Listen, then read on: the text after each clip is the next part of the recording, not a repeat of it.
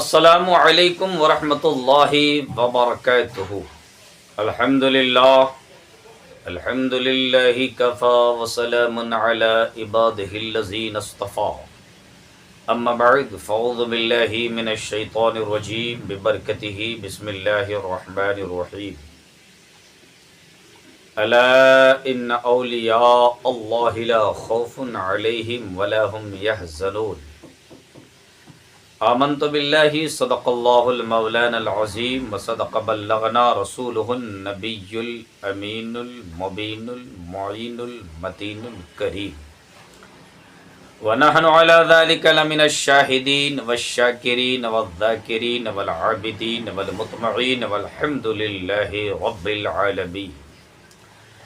غوث اعظم بمن بے سر و ساما مدد، قبلہ دی مدد، کعبہ امام مدد، قادریم نعرہ یا غوث اعظم میں زنم، دمزہ شیخ احمد رضا خان قطب عالم میں زنم، بگردہ بے بلا افتاد کشتی ضعیفہ نے سکسترا تو پشتی، بحق خواجہ عثمان ہارونی، مدد کن مدد کن مدد کن یا معین الدین چشتی اجمیری۔ سربراہ شاہ کریمہ دستگیرہ اشرفا، حرمتی روحی پیمبر ایک نظر کن سوء ما۔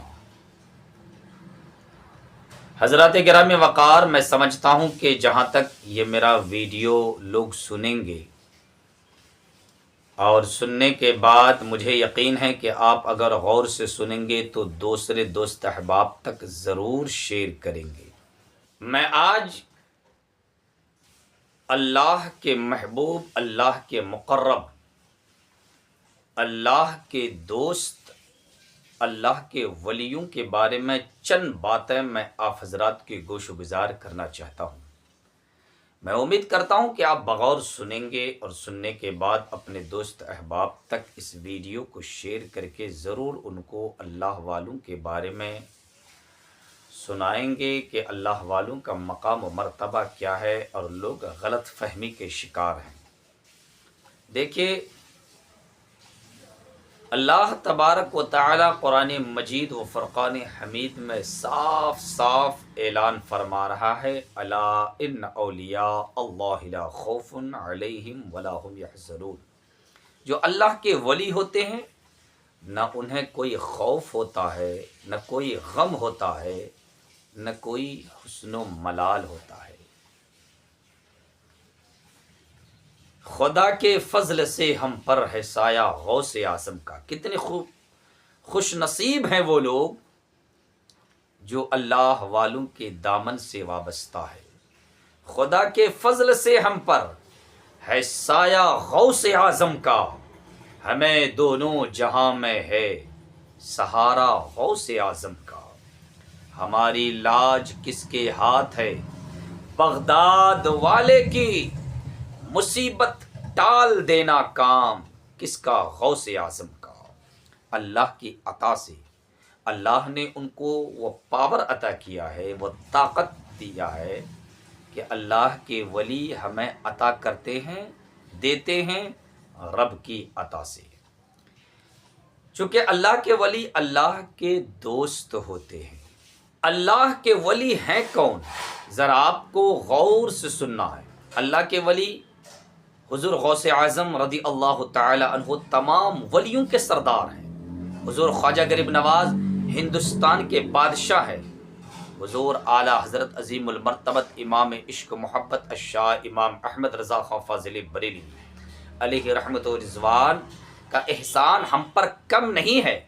یہ یقین ہے کہ حضور خواجہ غریب نواز نے 90 لاکھ لوگوں کو کلمہ شریف پڑھا کر اسلام میں داخل فرمایا، لیکن اعلیٰ حضرت کا احسان کم نہیں ہے۔ تمام کی ایمان کی حفاظت اگر کسی نے کی ہے تو امام احمد رضا خان فاضل بریلوی رضی اللہ تعالی عنہ نے کی ہے۔ حضور اعلیٰ حضرت، حضور تاج الشریعہ، حضور مخدوم سمنا، حضور صابر پاک حضور نظام الدین اولیاء، حضور بابا فرید الدین گنج شکر، حضرت خواجہ بندہ نواز گیسودراز، حضور یقین شاہ ولی، حضرت کمبل پوش، حضرت توکل مستان شاہ، یہ کیا ہیں؟ یہ اللہ کے ولی ہے۔ دنیا بھر میں الگ الگ سلسلان کے بزرگان دین روئے زمین پر ہیں، سلسلہ قادریہ ہو، سلسلہ رضویہ ہو، سلسلہ اشرفیہ ہو، سلسلہ قلندریہ ہو، سلسلہ حشمتیہ ہو، سلسلہ اولائیہ ہو، سلسلہ رشیدیہ ہو، سلسلہ عامیریہ ہو، بے شمار سلسلان آقا کے بزرگان دین پوری دنیا میں اپنے اپنے مزار میں، اپنے اپنے خانقاہوں میں زندہ ہے۔ اس میں کوئی شک و شبہ نہیں، ان کی محبت، ان کی الفت، ان کی پیار ہمارے سینے میں ہمیشہ ہونی چاہیے۔ اگر ہم کامیابی چاہیں گے، اگر ہم کامیابی چاہتے ہیں تو اللہ کے ولی کی محبت ہمیشہ دل میں رکھیں۔ اللہ تبارک و تعالی اس بندے سے خوش ہوتا ہے جن کے دلوں میں اللہ کے ولی کی محبت ہوتی ہے، اور یقین جانیں کہ جن کے دلوں میں اللہ کے ولی کی محبت ہوگی، بے شک ان کے دلوں میں ساری کائنات کے آقا صلی اللہ علیہ وسلم کی بھی محبت ہوگی، اور جن کے دل میں اللہ کے رسول صلی اللہ علیہ وسلم کی محبت ہوگی، یقین جانیں ان کے دلوں میں خوف خدا ضرور ہوگا۔ ہم بزرگان دین کے نام پر نظر و نیاز کرتے ہیں، فاتحہ خوانی کرتے ہیں، 11ویں شریف مناتے ہیں، عرس شریف مناتے ہیں، تو لوگ ہم پر شرک اور بدعت کے فتوے لگاتے ہیں، جبکہ سوچنا چاہیے، غور و فکر کرنا چاہیے۔ اگر کوئی غلط طریقے سے عرس شریف مناتے ہیں تو اس کی ذمہ دار وہ خود ہے، لیکن ہمارے فقہا، ہمارے محدثین، مفتیان کرام، بزرگان دین، ہم نے کتابوں میں پڑھا ہے، حدیثوں میں پڑھا ہے کہ عرس شریف منانا بدعت اور شرک، فاتحہ خوانی کرنا بدعت اور شرک نہیں ہے، بلکہ باعث برکت ہے، باعث ترقی ہے۔ آپ کر کے تو دیکھیں، آزمائش کر کے دیکھیں۔ اگر کوئی لاکھوں کروڑوں روپے خرچ کر کے قوالی کراتے ہیں، خانقاہی قوال کو بلا کر کے کرائے، تب تو کسی حد تک وہ بات الگ ہے، اس مسائل میں جانا نہیں چاہتا، لیکن ادھر ادھر کے قوال بناتے، گانے کے طرز پہ قوالی گاتے ہیں، ادھر ادھر کی باتیں کرتے، ایک طرف لڑکی ایک طرف لڑکے بیٹھے رہتے، یہ کیا ہے؟ جہالت ہے۔ اس سے باز آ جائیں، ذمہ داری ہے آپ کی، آپ سے اللہ پوچھے گا۔ بولنے والے کچھ بھی بولتے ہیں، زمین پر رہ کر آسمان کی باتیں کرتے ہیں، لیکن یاد رکھیں بولنا تو آسان ہے۔